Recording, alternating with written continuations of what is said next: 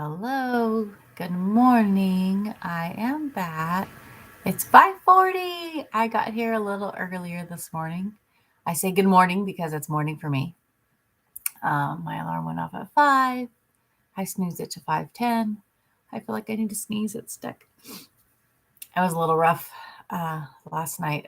Troy was like having a rough one last night. He's watching too many YouTube videos. That's driving me crazy. Um, too many not good YouTube videos. Monster videos apparently. No, mom, monsters are real. Because and I'm like, Troy, you're watching too many videos. Yeah, because in the videos, yeah, exactly. That's what I'm telling you. Just because you see it in a video doesn't mean it's real. Anywho, so he got this new loft bed. And then he's like, Mom, I want you to cuddle me. So I start climbing up in his bed. No, Mom, don't come up here. It starts creaking. No, Mom, it's okay. Don't come up here. And he's like, I'll come down to you. And I'm like, no, you can't. I'm not even in bed yet. I'm on the couch. You're not coming to the couch. Um, Anywho, so we are in Isaiah and we're on Isaiah 7. He just saw the vision from God, God sitting on the throne. So that made him like humbled and feel like he's not worthy to see this sight. And he felt like he was just going to be struck down because he wasn't worthy to see that. And then the angel came to him with the coal, and he's like, "That's it. Like I'm done for." And the coal, like, just forgave him and cleansed him of his sins. Um, yeah. So let's just jump right in. Let's open in prayer. And dear God, thank you for giving us this time. Thank you for letting me to wake up and be obedient. And this commitment that I've made to you, giving me this quiet time with you today, Lord, except for Roxy outside barking and waking up my neighbors. Sorry about that. And please just fulfill us, Lord. Fill us up. Give us what we need today in our daily word, in our daily walk with you, Lord. Help us to be strong and courageous in our walk with you today, Lord. Help us to be fed. Help us to receive what we need from you today. We ask you this in Jesus' name. Amen. All right, like I said, we are in Isaiah 7. I am reading out of my NIV because I am on my Instagram Live. Hopefully, I'm on my Instagram Live. I think I am. I don't know how to check that. Okay. Oh, well. If not, I'll have to delete it again because, oh, well. Anyways. Okay. Isaiah 7. When I turn this light on, it's like, gives me this glow, but it's kind of dark without it.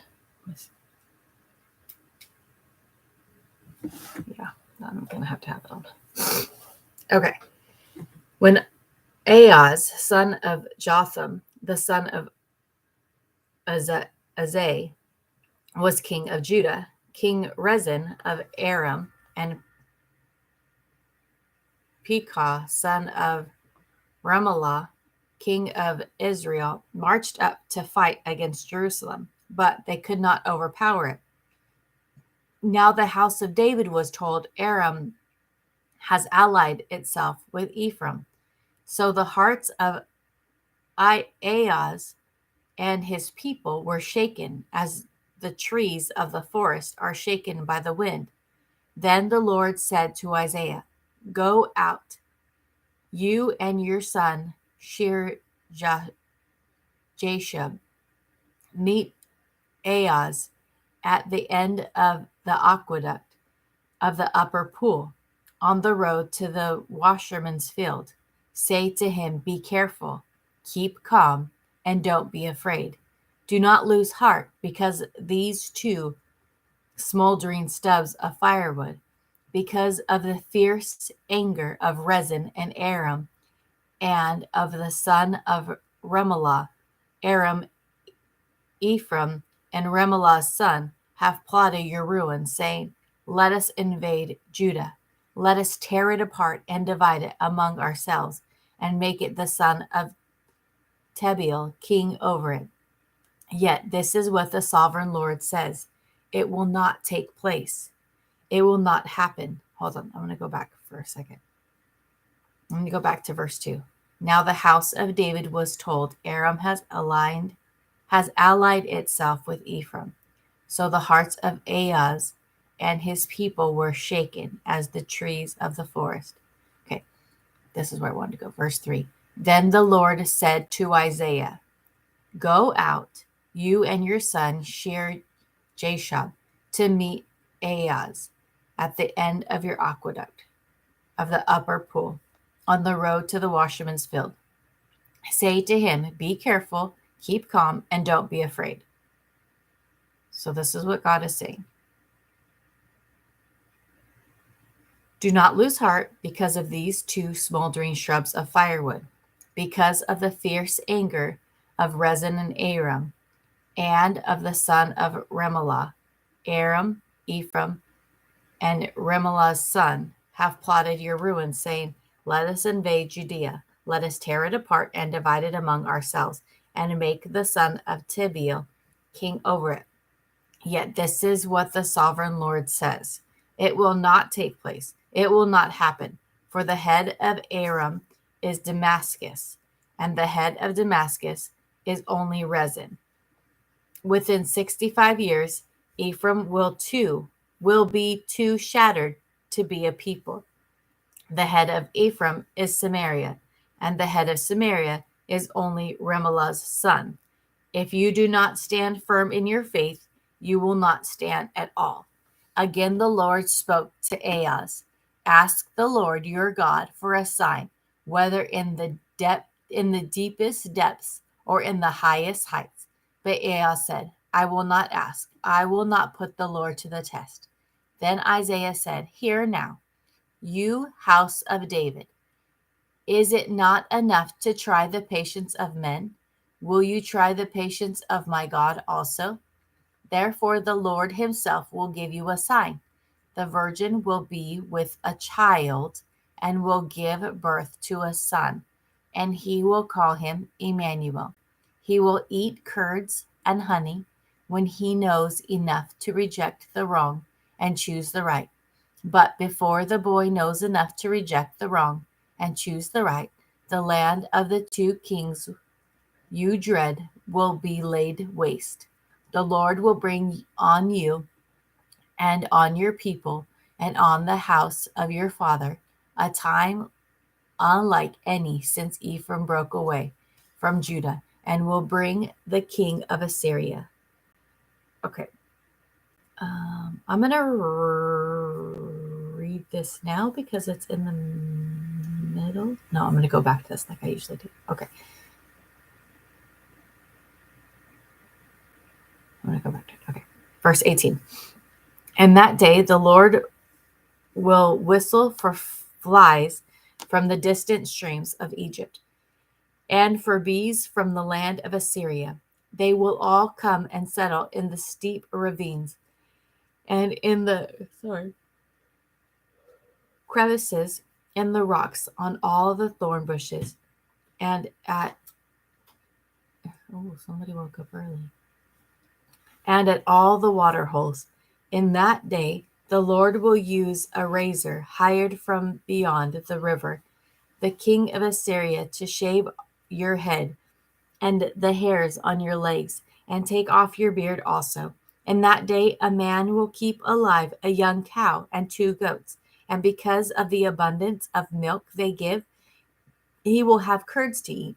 All who remain in the land will eat curds and honey.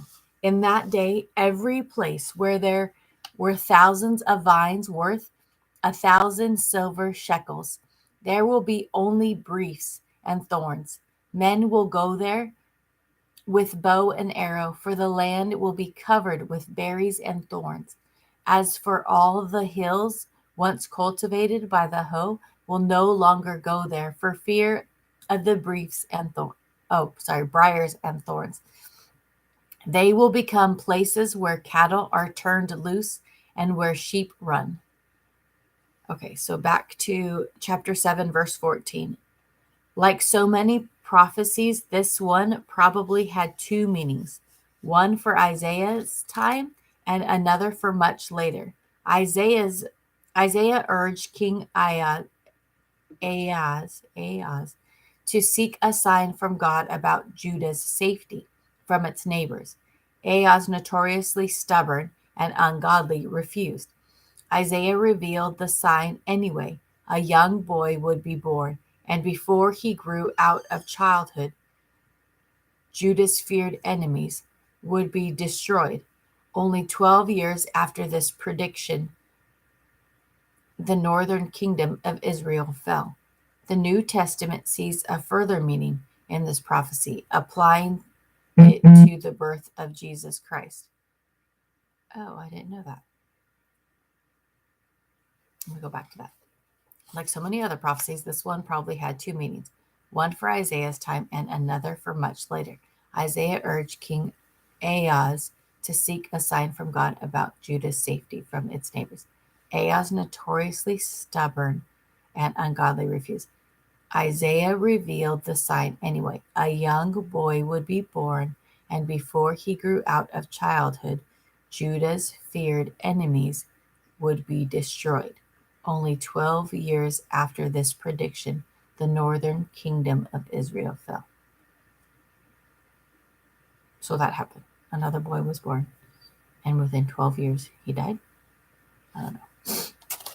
Okay. Somebody help me out there, please. Okay. Let's go into chapter 8.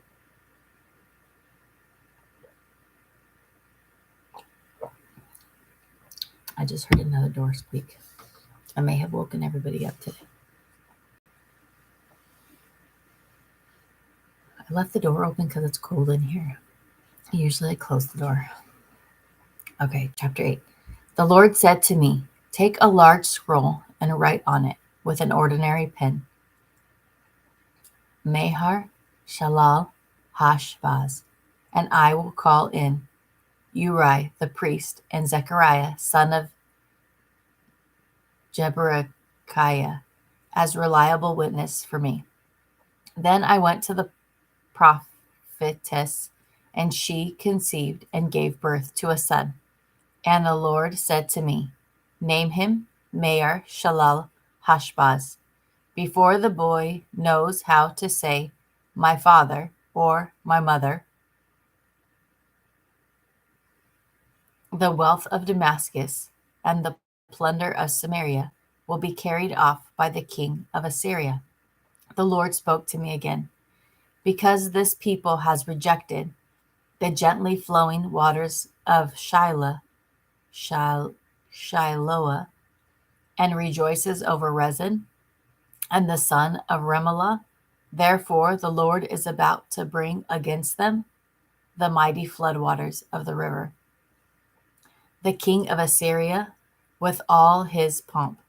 It will overflow all its channels, run over all its banks, and sweep on into Judah, swirling over it, passing through it, and reaching up to the neck.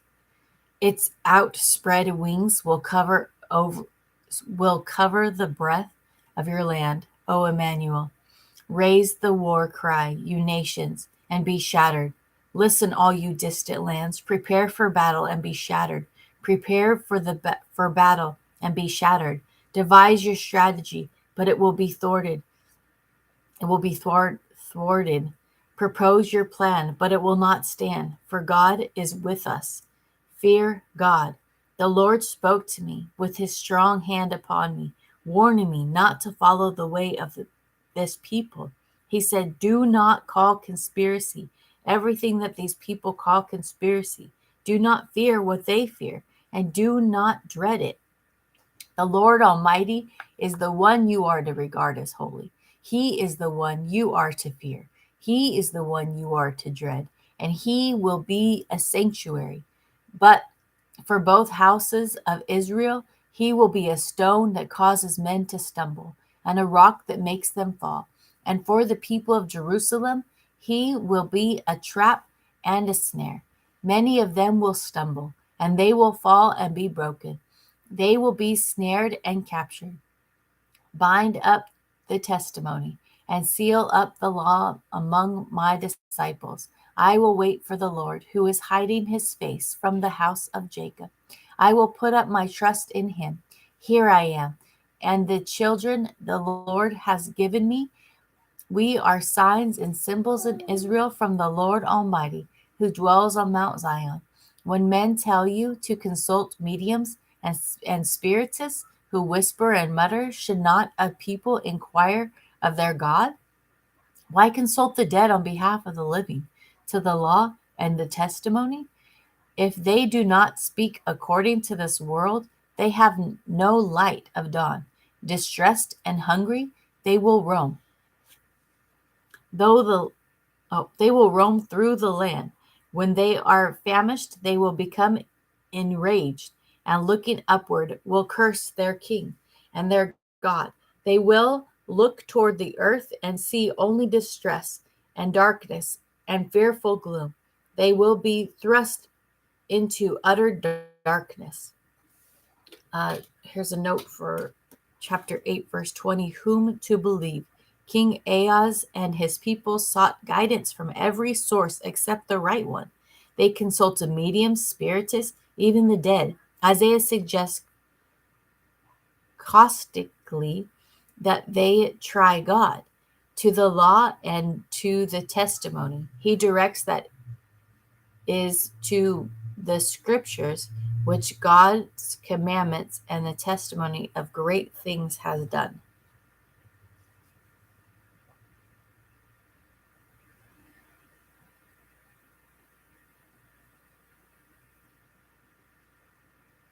Oh, that's interesting. There's a little note about that name that says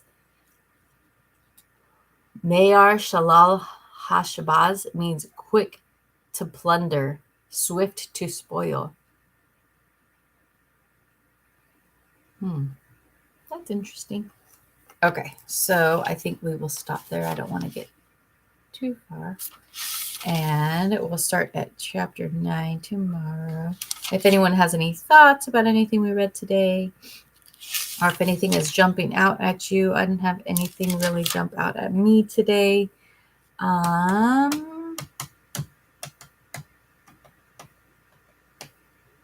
I don't think I really had anything jump out at me today. But if anybody had anything jump out at you today, just comment. Leave a comment. Let me know. All right. And I will see you tomorrow. Don't let anyone steal your joy.